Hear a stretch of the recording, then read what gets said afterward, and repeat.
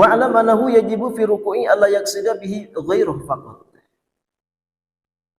Mesti kita ketahui kewajiban di dalam ruku adalah jangan melakukan ruku yang tanpa diniatkan ruku, yang tanpa dimaksud ruku.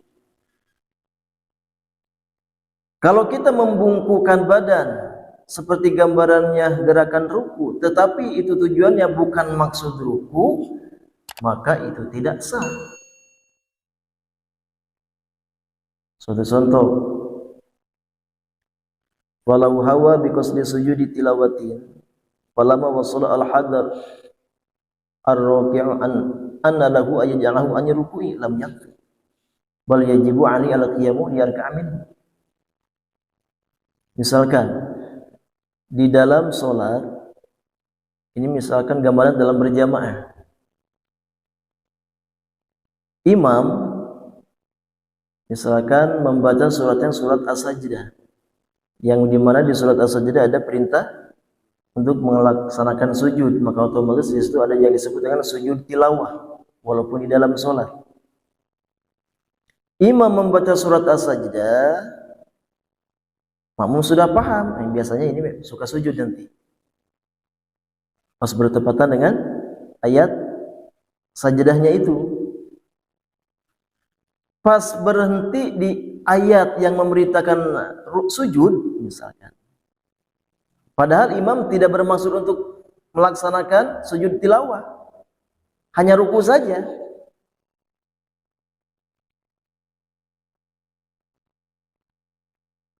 Disangka makmum ini imam mau melakukan sujud tilawah, maka otomatis si makmum membungkukkan badannya itu, dia tujuannya untuk apa?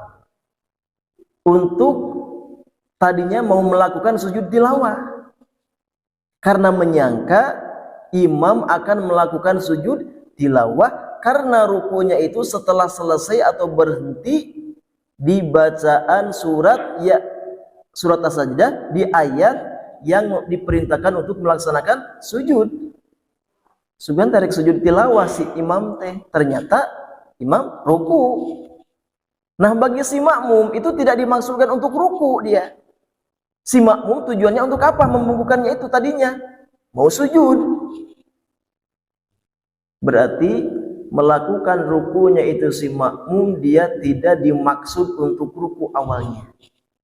Dia mah tujuannya tadinya untuk sujud tilawah, karena mengira imam akan mengerjakan sujud tilawah, mungkin karena kebiasaan dia biasa nama imam teh sok sujud tilawah lebah ayat kata teh, tapi ini mah enggak. Dikarenakan ini si makmum tujuan rukunya tidak dimaksud untuk ruku awalnya,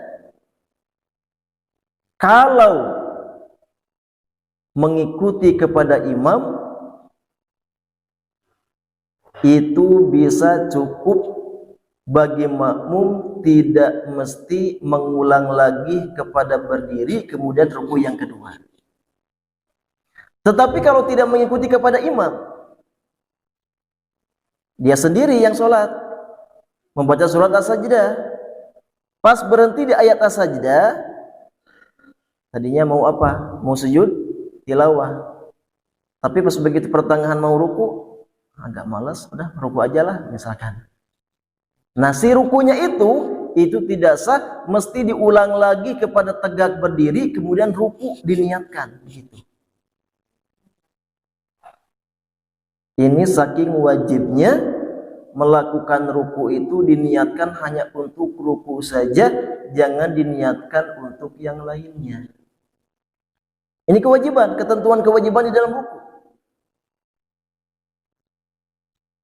Annahu yajibu fi ruku'i alla yaqsida bihi ghairah. Wajib di dalam melakukan rukun salat yang kelima yaitu ruku, jangan bermaksud selain daripada ruku, hanya khusus untuk niat ruku saja. Sehingga kalau seandainya bagi yang sholat rukunya tidak dimaksudkan untuk ruku awalnya, Atau misalkan lagi sholat dari belakang ada yang ngedorong sampai membungkuk, bisa sekalian ruku misalkan, itu tidak sah. Wajib dia kembali kepada tegak lagi kemudian ruku yang diniatkan. Berbeda tadi yang mengikuti tadinya kepada imam, itu mah sah-sah saja, tidak mesti diulang berdiri lagi.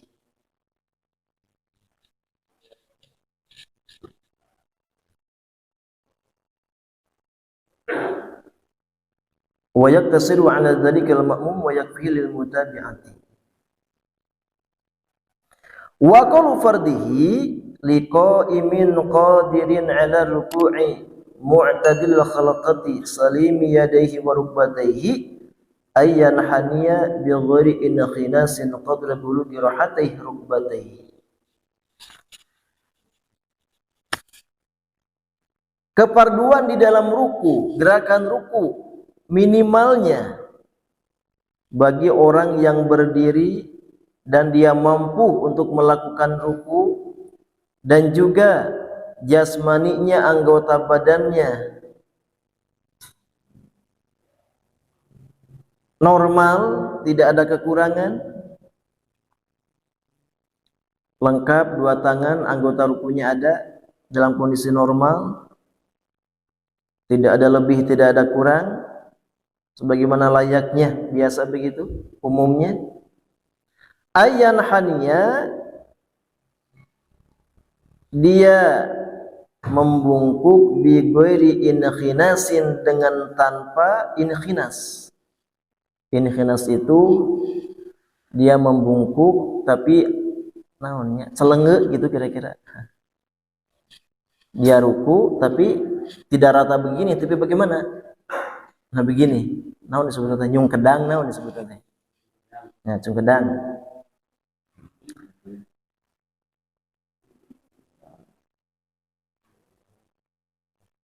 Bigori ini khinasin.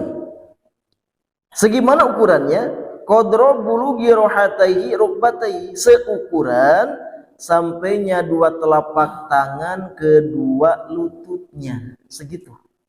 Itu keparduan di dalam melakukan ruku.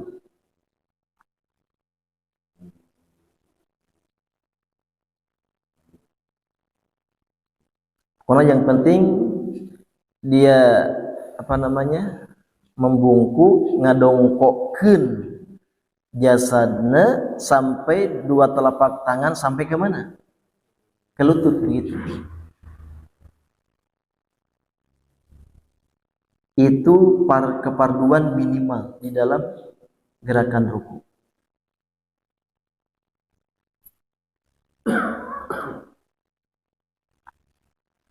Itu bagi yang berdiri, mampu untuk ruku, dan anggota badannya normal, sempurna.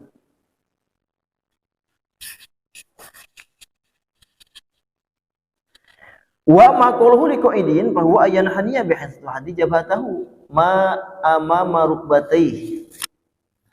Adapun rukunya, minimal ruku bagi yang sholatnya sedang duduk, tidak berdiri, ayyan haniya bihadzu hadi jabatahu ma amama rukbatayhi, membungkukkan badan sehingga si wajahnya itu jabhah bertepatan dengan apa-apa yang ada di depan dua lututnya.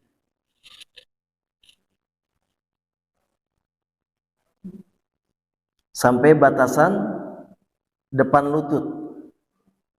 Begitu. Ukuran mana? Apa ini?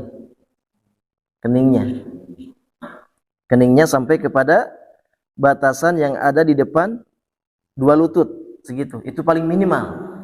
Rukunya bagi orang yang sedang duduk. Itu minimalnya segitu. Wa akmaluhu lahu an tuhadhi jabhatahu mawdi'a sujudihi min ghairi mumasatihi. sempurnanya ruku bagi yang sholatnya duduk, si keningnya itu bertepatan dengan tempat sujudnya dengan tanpa menyentuh kepada tempat sujud. Di mana letak sujud kita? Di situ, maka sampai ke situ. Tapi tidak sampai kena ke bawah, hanya bertepatan saja ke tempat sujudnya. Itu untuk kesempurnaan ruku bagi yang sholatnya sambil duduk.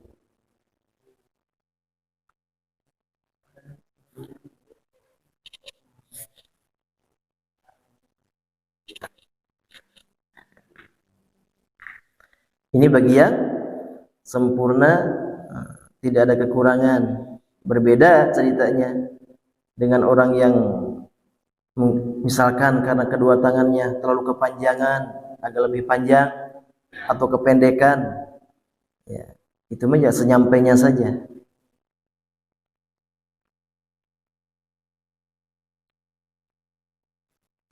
Dengan catatan tadi bigori ini khinasin, dengan tanpa ini khinas itu naon tadi itu nyung kedang gitu. Dada agak sedikit dinaikkan ke ke depan begitu. Kemudian kepala ke atas. Itu khinas namanya. Tidak menunduk begini, tapi kia. Kalau secara sengaja melakukan ruku semacam begitu tanpa ada uzur, tuma in kana fa'ala dzalika 'amidan 'amilan batalat salatuhu, maka itu akan mengakibatkan batal salatnya. Kalau rukunya semacam begitu itu. Sengaja melakukan ruku semacam begitu padahal dia tahu ruku itu bukan begitu, tanpa ada uzur, dalam keadaan normal, tidak ada yang dirasa sakit, maka itu kalau sengaja mengakibatkan batal rukunya. Bagaimana kalau tidak sengaja atau karena ada darurat? Iya, pas nyari cangkeng kira-kira gitu misalkan. Itu lain lagi ceritanya. Bahkan wajibu alaihi ay ya'uda lil qiyami wa yarka'u ruku'an kafiyan. Kalau merasa tidak sempurna melaksanakan melakukan ruku, maka wajib bagi dia kembali kepada posisi berdiri lagi, kemudian dia melakukan ruku lagi, ruku yang sempurna, ruku yang cukup.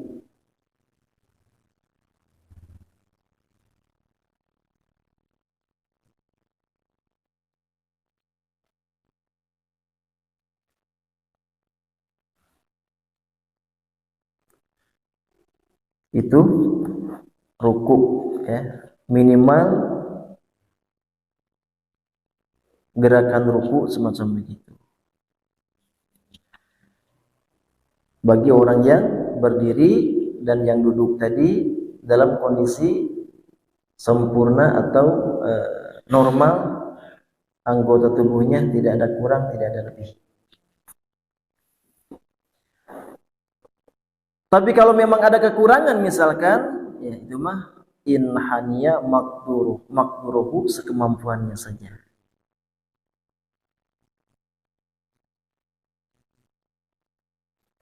Wal ajizu yanhani qadra imkanihi fa in ajaza 'anil inhina'i asla aw ma'a birasihi thumma bi tarfihi intahat. Bagi yang tidak mampu untuk melakukan ruku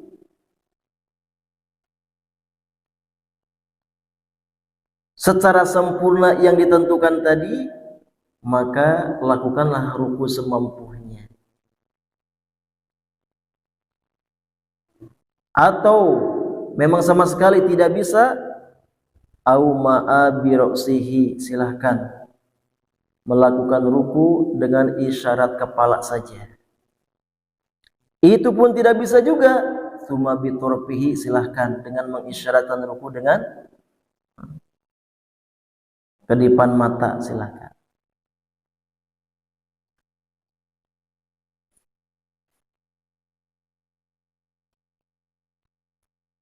Kalau memang betul-betul tidak bisa, tidak mampu untuk melakukan ruku secara sempurna. La yukallifullahu nafsan illa wus'aha. Baru memakai dalil itu. Jangan cancan-acan, ada sekal Quran lagi, la yukallifullahu nafsan illa wus'aha. Padahal mampu, itu tidak berlaku di situ. Wa akmalu ruku'i, sementara untuk kesempurnaan ruku segimana? Taswiyatu raqi'i dhahrahu wa 'unuqahu bihaitsu yasirani ka safihatin wahidah wa nasaba saqaihi wa akhadha rukbatayhi biyadayhi. Untuk kesempurnaan di dalam melakukan ruku,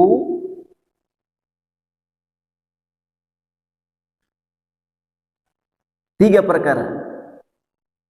Pertama, ataswiyah, meratakan. Apa yang diratakan? Meratakan punggung dan apa ini? Punuk, tengkuk ya. Jadi dari mulai kepala sampai apa namanya? Punggung itu rata.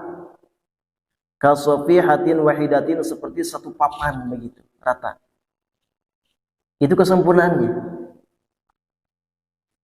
Itu pun ya dengan keyakinan, tidak mesti sampai pakai kaca. Ini sudah rata enggak ya? Wah, tidak sampai begitu. Menurut keyakinan kita segini ini rata enggak kira-kira begitu? Nah begitu. Jangan sampai atau jangan kerja. Pangninggalikeun nya Allahu Akbar, kayak menruku serata acan. Tidak sampai begitu. Dengan keyakinan kita, ini kira-kira segini sudah rata enggak?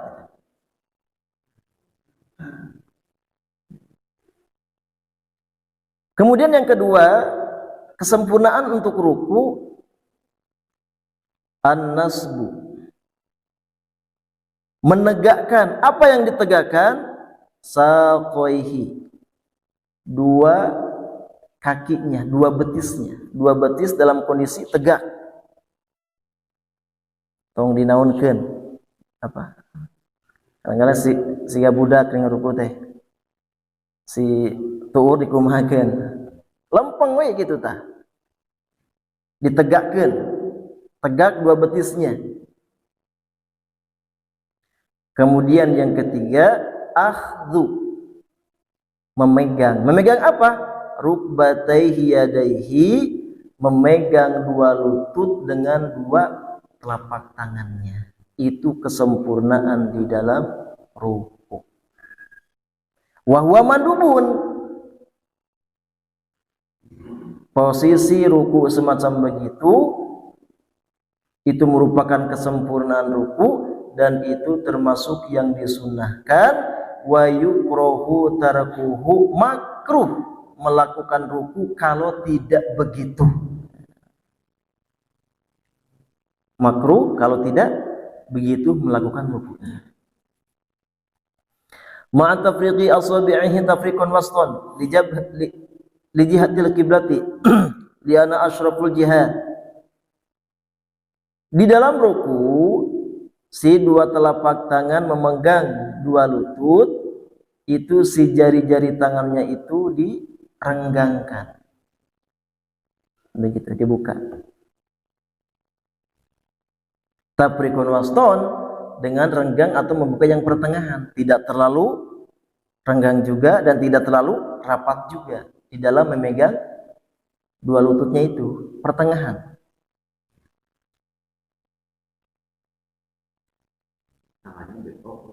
Gimana? Nah, itu diluruskan. Yang menjadi ukuran, karena mungkin tangan ada yang, mohon maaf, ada yang panjang, kira-kira begitu, ada yang agak pendek. Nah, maka yang menjadi ukuran apa namanya? Punggung dengan apa? Dengan tengkuk tadi sampai kepala, ratanya begitu. Karena mungkin kalau kepanjangan, mohon maaf, tangannya kalau diluruskan, mungkin nanti akibatnya akan bagaimana? Nanyak ya kira-kiranya. tidak lurus, tidak datar. Maka otomatis yang agak kepanjangan apanya? Tangannya berarti agak sedikit digimanakan supaya yang menjadi ukuran menyempurnakan ratanya siapa? Punggung tadi. Kemudian yang kependekan tangannya, mohon maaf, tidak sampai mungkin kira-kira. Kalau disampaikan kemana, memegang sampai dua lutut, wah terlalu apa? Terlalu membungkuk teing sampai seperti posisi yang sujud misalkan, itu pun berarti tidak disampaikan. Apakah sampai di pinggang, megang tangannya kira-kira begitu, atau di paha begitu. Karena yang menjadi ukuran apa? Punggung, supaya rata begitu. Jadi 3 kesempurnaan dalam ruku. Pertama tasbih, ratanya punggung dengan punduk begitu. Kemudian yang kedua, 2 betis ditegakkan, jangan sampai ditekuk.